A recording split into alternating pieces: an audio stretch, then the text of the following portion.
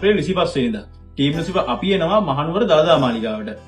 මේ වෙද්දි දන්ත ධාතුන් වහන්සේ ප්‍රදර්ශනයට මහනුවරට ගොඩක් කට්ටිය ඇවිල්ලා ඉන්නවා. ඉතින් ඒගොල්ලන්ගේ මහන්සිය නිවන්න ඒගොල්ලෝ වෙනුවෙන් අපිට පුළුවන් විදියට ශක්තියක් වෙන්න පානීය ජල බෝතල් දසදහසකට අධික ප්‍රමාණයක් සහ සීනි සම්බල් පාන් සාමාන්‍යයෙන් දසදහසකට වගේ පිරිසකට සෑහෙන පරිදි අපි අරගෙන එනවා මහනුවර දළදා මාලිගාවට.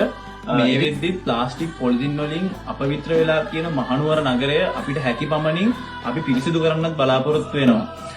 ඉතින් අපි විශේෂයෙන්ම ඔයාලටත් ආරාධනා කරනවා මහනුවර අවට ඉන්නවා නම් 3-4 වගේ වෙනකොට මහනුවර දළදා මාලිගාව අසලට පැමිණෙන්න අපිත් එක්ක එකතු වෙන්න. Siri